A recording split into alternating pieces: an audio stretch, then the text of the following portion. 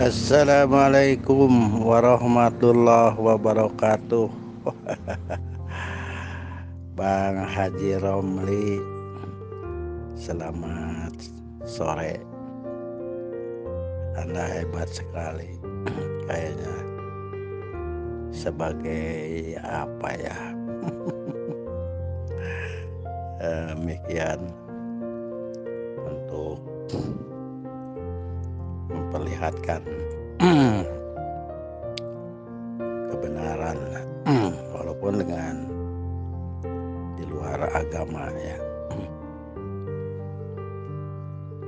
Artinya Anda mungkin punya misionaris untuk menjadikan satu agama itu adalah Islam itu. Cuman Anda pakai bungkus ahli sunnah wal jamaah, sayangnya demikian, karena ahli sunnah wal jamaah sebenarnya bukan agama. Syiah juga bukan agama, Ahmadiyah juga bukan agama. Itu macam kelompok atau kontingen yang berbungkus kontingen dan tujuannya tetap agama. Demikian, karena agama itu kan sumbernya dari Allah ya, yang benar, yang hakiki, atau dari Tuhan lah, yang umum. Demikian. Dan Islam merupakan suatu agama yang membedakan dari agama lain, termasuk ya agama samawi dan agama dunia dan agama samawi. Demikian. Agama samawi sebenarnya banyak kan. Kristen juga samawi, ini juga Yahudi juga samawi. Demikian. Itu ya semuanya bersumber dari Tuhan yang Maha Esa, dan semuanya juga kalau agama itu yang dari Tuhan itu pasti benar. Demikian, karena dan visi dan misinya juga tujuan ini. Sebenarnya kalau kita mau konsisten, artinya ya Bang Romli jangan membawa mazhab lah. Jadi udah aja Islam. Demikian. Karena membawa mazhab itu repot. Semua mazhab mengklaim semuanya adalah benar, dan bahkan bukan mazhab aja di Islam ya, di luar agama Islam pun ya pasti mereka dengan keyakinan mereka yang telah membuat doktrin. Dan ini ya semuanya juga kita kan dari doktrin sebenarnya, cuman ada parameter kalau agama Islam ya parameternya ya Rasul kan, titik Rasul, dan dari Rasul situ bercabang dua mazhab besar, yaitu Sunni dan Syiah. Itu Sunni ya ahli sunnah wal jamaah. Itu kalau Sunni juga melakukannya konsisten dengan apa yang diinikan dari Rasul, ya artinya akan selamat, akan membawa kebahagiaan baik dari individu maupun dari kontingen ya, kelompok. Syiah juga begitu, sama ya, sumbernya semuanya ya dari Rasulullah kan. Kalau dalam istilah ininya ayat dan riwayat. Ayat yaitu Al-Quran, riwayat adalah hadis-hadis Rasulullah. Itu aja. Jadi kalau Islam, visi dan misinya adalah untuk menegakkan Islam. Nah, bagaimana cara hidup Rasulullah? Itu mudahnya begitu aja. Lihat aja kehidupan Rasulullah bagaimana, ya itulah Islam. demikian. Jadi jangan diinikan itu, diribetkan ya. Jadi dibikin ribet agama itu sehingga orang untuk memahaminya sulit. Perbedaan apa sehingga terjadilah beberapa perbedaan, yaitu dari penafsiran.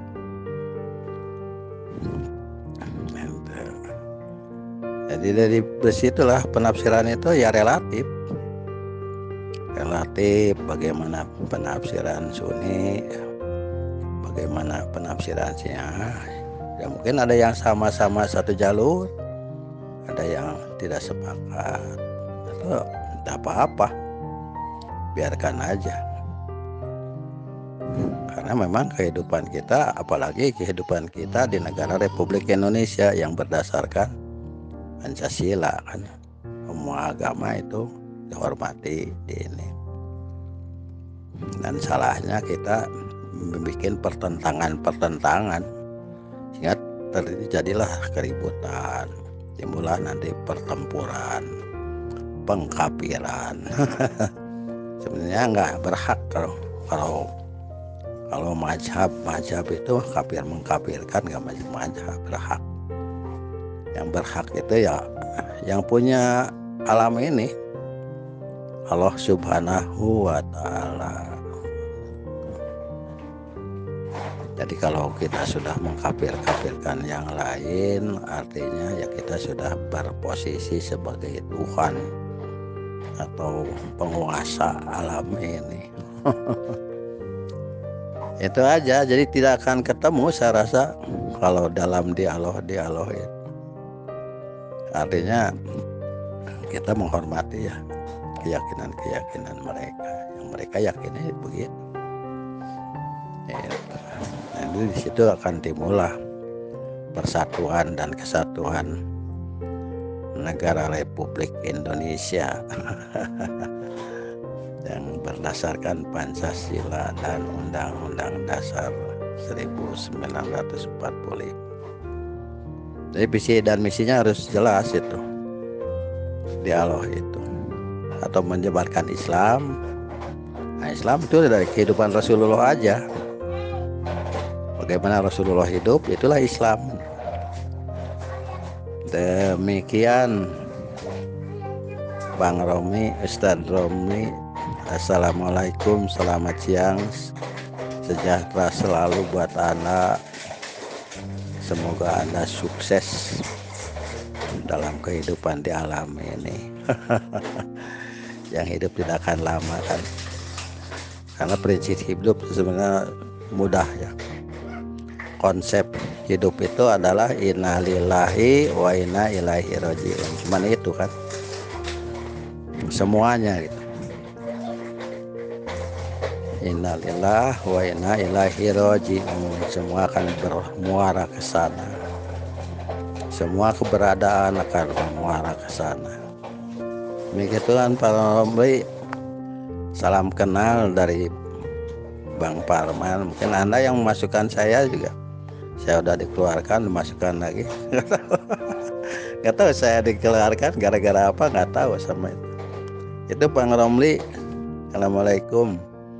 Pak Parman di sini dari Bandung, Jawa Timur. Halo.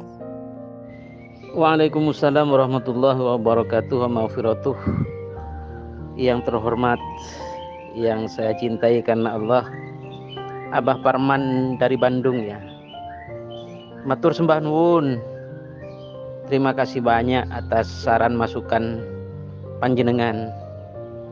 Ya memang saya di dalam banyak grup, bahkan di dalam banyak YouTube itu memang selalu menghormati keyakinan masing-masing dalam mazhab aliran masing-masing, baik di kalangan umat Islam maupun di kalangan non-muslim dengan mazhab dan denomnya masing-masing.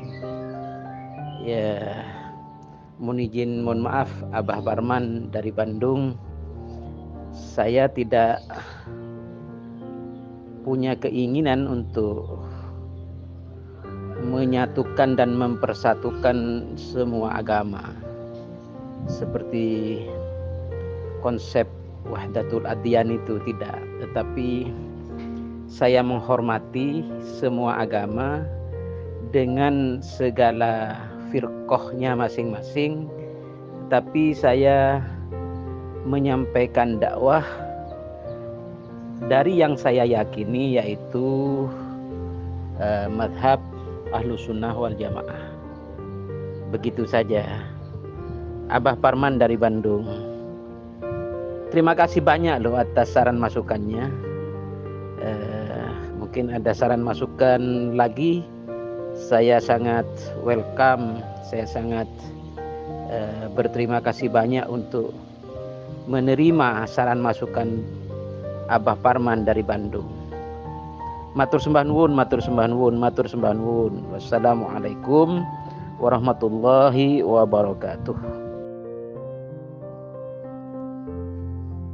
Waalaikumsalam warahmatullahi wabarakatuh. Ya, sama-sama. Berarti ada komunikasi nih kita.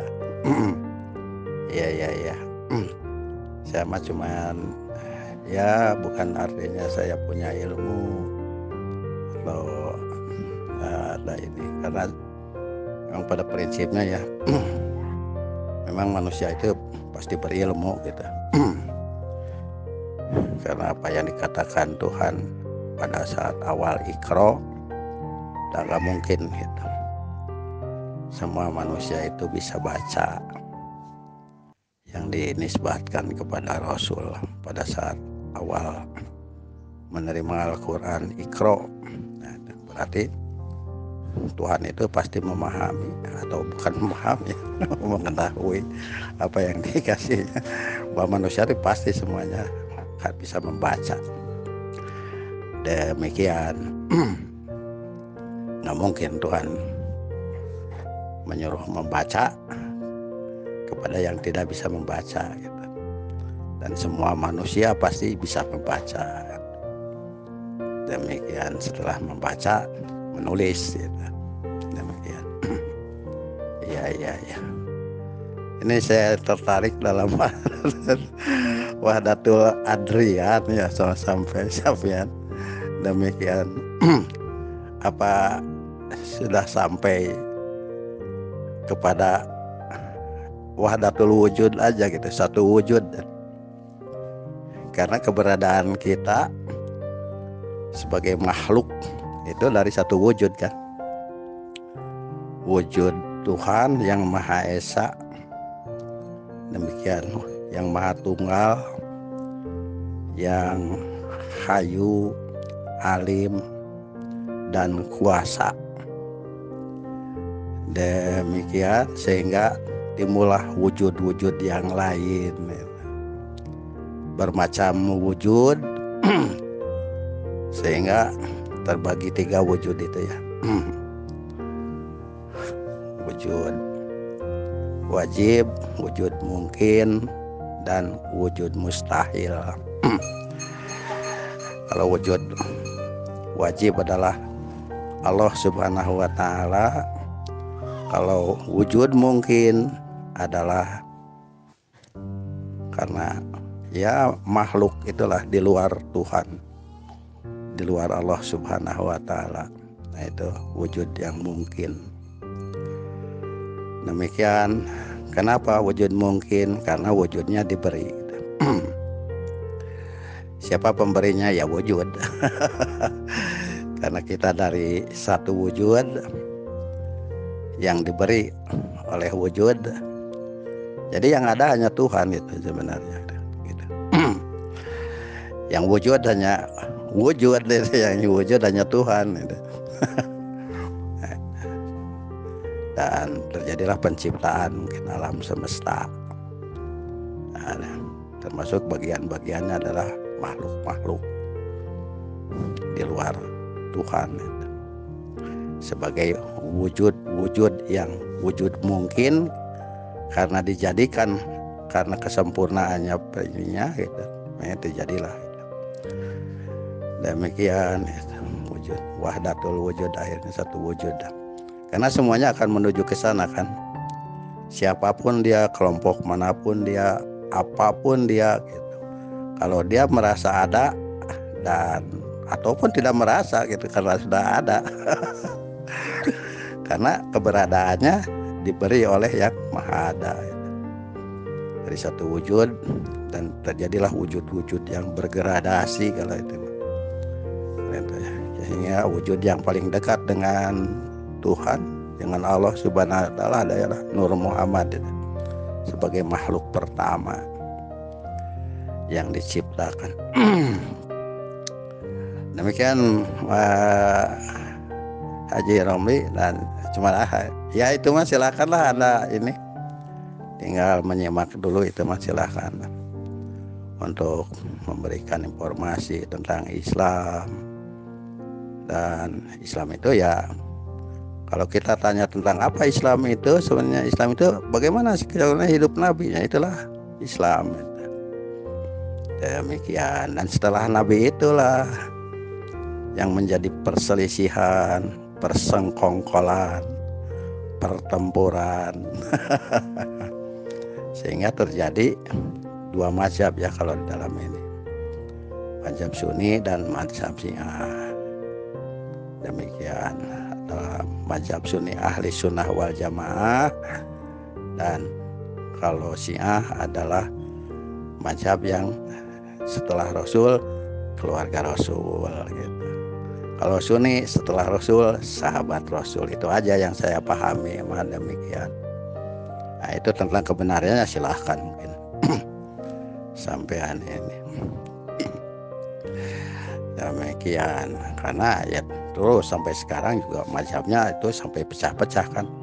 Dari Sunni pecah, dari Syiah juga pecah gitu. Demikian.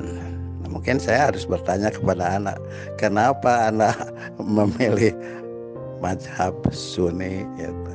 Ada apakah argumentasi Anda apa gitu? Kenapa saya memilih itu? Gitu aja lah. Dari saya mah cuman hanya menyadarkan gitu. Menyadarkan. Jadi kita boleh masuk mazhab apa aja kan. Apalagi sama Tuhan kan dibebaskan manusia itu, karena kepada manusia adalah diwajibkan ikhtiarnya itu. Itulah karena ciptaan, kenapa manusia diciptakan lebih mulia, karena hanya manusia yang diberikan ikhtiar. Untuk berlaku baik silahkan, untuk berlaku tidak baik silahkan. Karena pada awalnya manusia tidak punya baik dan jelek, itu tidak punya. Fitrah manusia adalah kullu mauludin alal fitrah gitu kan. Setelah hidup inilah kita berusaha untuk mencari baik dan buruk. Demikian, yaitu hasil manusia. Manusia yang berusaha, dia melakukan keburukan karena ikhtiarnya dia keburukan itu. Manusia membuat baik karena dia berikhtiarnya kepada kebaikan. Itu aja. Demikian Bang Romi, saya mah ingin tahu ini antum aja ya, sebagai tokoh Anda bagus saya lihat dalam dialog dengan orang-orang Kristen. Memang Anda tidak ini kan memaksakan mazhab ya, tapi untuk menginikan kebenaran. Dan mungkin kebenaran adalah sesuai dengan realitasnya, gitu aja sebenarnya.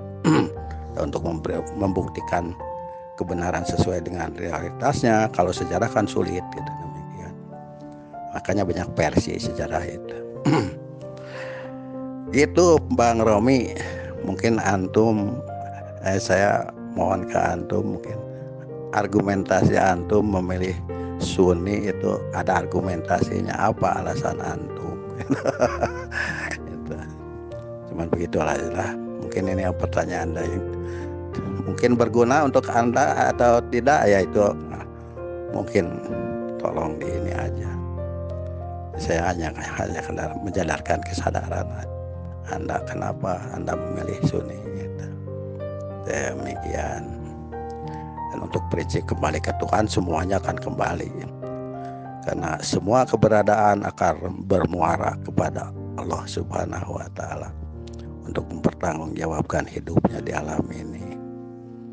Makanya kalau beragama kan ada pondasinya atau akarnya gitu, sebagai pondasi. Satu, ya mungkin Anda lebih paham lah, yaitu tauhid mungkin. Satu, ketuhanan. Kedua, kenabian. Ketiga, apa itu 3 pokok dasar ya orang untuk mendirikan agama, keyakinan. Jadi Tuhan itu ada enggak? Buktikan sendiri, itu harus sendiri. Demikian. Terus ada Rasul, karena itu Tuhan memberikan ini kepada Rasul kan. Jadi harus tauhidul Rasul, tauhidul Nabi. Demikian. Setelah itu baru keberakhiran hidup, ma'ad, kembali kepada alam non materi, karena kita semuanya akan kembali ke sana. Demikian. Makanya kan ada ini awaludin ma'rifatullah, awalnya beragama mengenal Tuhan gitu, mengenal Allah. Kalau tidak mengenal bagaimana kita menyembah, bagaimana, atau tidak meyakini ada, itu gugur. Demikian. Walaupun kita ya iman kepada Al-Quran, iman kepada hadis sebenarnya. Sebelum iman kepada Quran, iman dulu kepada pembawa Qurannya. Apalagi yang awalnya pemberi Qurannya siapa. Itu aja Bang Romli. Itu aja satu poin dari saya mah.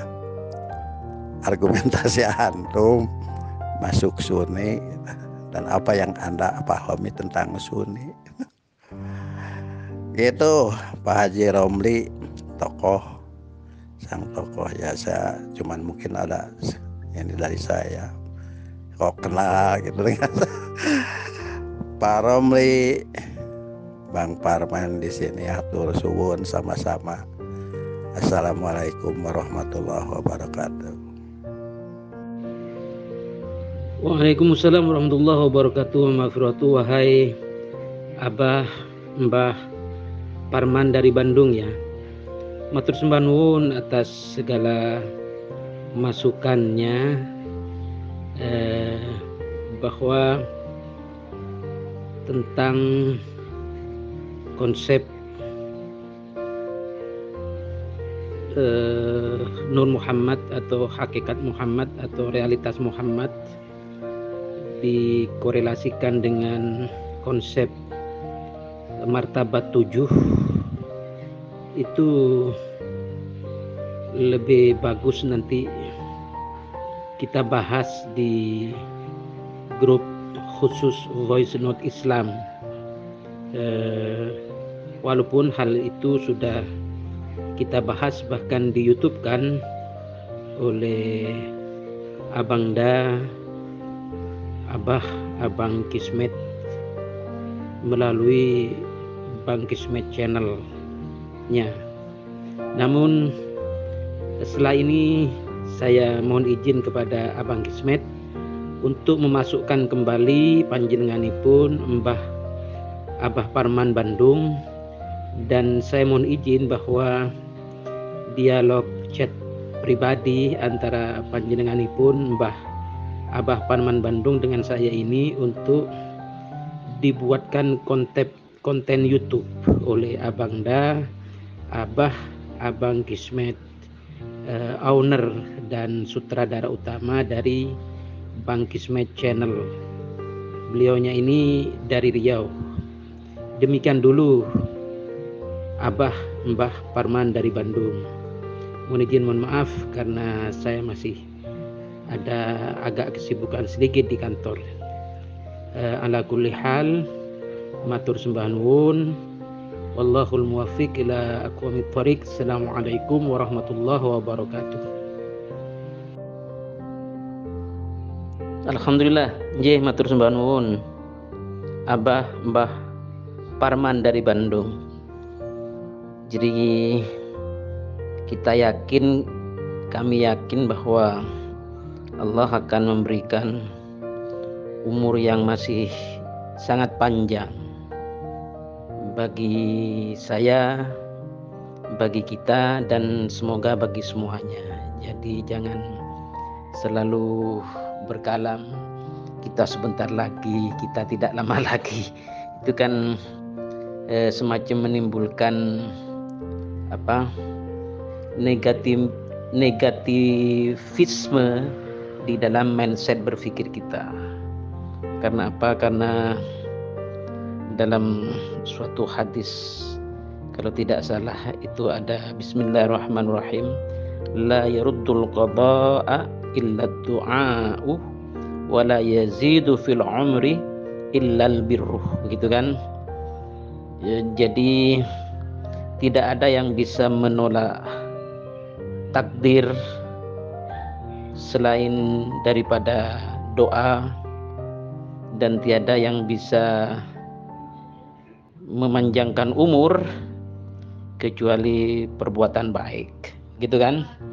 Dan bahkan saya pernah mendengar dan saya pernah mendapatkan ijazah tentang keagungan dari bagi yang sering membaca ayat Hirs, yaitu Bismillahirrahmanirrahim, laqad ja'akum rasulun min anfusikum azizun 'alaihi ma anittum harisun 'alaikum bil mu'minina raufur rahim fa in tawallaw faqul hasbiyallahu la ilaha illa huwa 'alaihi tawakkaltu wa huwa rabbul 'arsyil 'azim.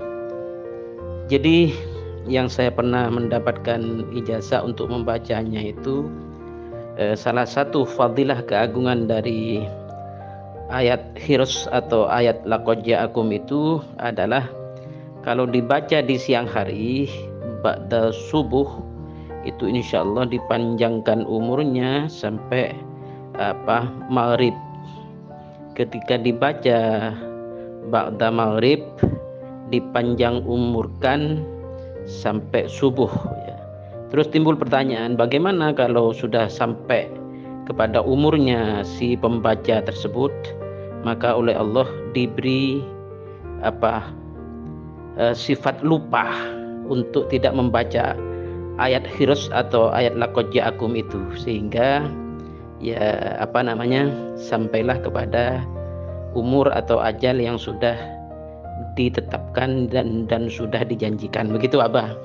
Jadi mohon maaf sepanjang kita masih sadar dan menyadari apa ucapan kita, maka saya sekali lagi membaca Bismillahirrahmanirrahim, laqad ja'akum rasulun min anfusikum azizun 'alaihi ma anittum harisun 'alaikum bil mu'minina raufur rahim fa in tawallaw faqul hasbiyallahu la ilaha illa huwa 'alaihi tawakkaltu wa huwa rabbul 'arsyil 'azim. Shadaqallahul 'azim. Demikian, mohon maaf karena masih ada sedikit kesibukan di kantor. Dan ini semua insyaallah saya sondingkan kepada abang kita, Abah Kismet Channel, untuk di YouTube-kan. Mohon maaf Abah, Mbah Parman dari Bandung. Wallahul muwaffiq ila aqwamit thoriq. Assalamualaikum warahmatullahi wabarakatuh. Waalaikumsalam warahmatullahi wabarakatuh. Sama-sama Bang Romli Al-Ustad. Terima kasih atas dialognya, matur sewulun. Saya bisa bersilaturahmi dengan antum. Mudah-mudahan menjadi suatu kebaikan di alam nanti, di alam mahsyar. Banyak silaturahmi, dan di alam dunia banyak silaturahmi, memanjangkan umur katanya. Demikian menurut beberapa keterangan dari wali-wali Allah. Terima kasih sekali, matur suwun, atur nuhun, saya bisa bertemu dengan antum, bisa berdialog, tambah lagi ikhwan. di alam dunia ini, di alam yang fana yang mungkin sebentar lagi akan kita meninggalkan sama-sama seluruhnya juga ini. Demikian Pak Haji Romli, terima kasih sekali atas antum menerima dialog ini sebagai silaturahmi dari Bang Parman, dan atas dimasukannya juga saya terima kasih. Mungkin saya mau aktif di sana dan memberikan masukan-masukan atau mungkin apa ya, agar dialog itu tidak jadi kacau, akan membuahkan satu kebenaran, suatu ilmu yang tujuannya adalah untuk mendekati Tuhan, mendekat kepada Allah Subhanahu wa Ta'ala, karena dekat dengan Allah adalah mulia dan jauh dengan Allah adalah hina. Demikian aja. Assalamualaikum warahmatullahi wabarakatuh.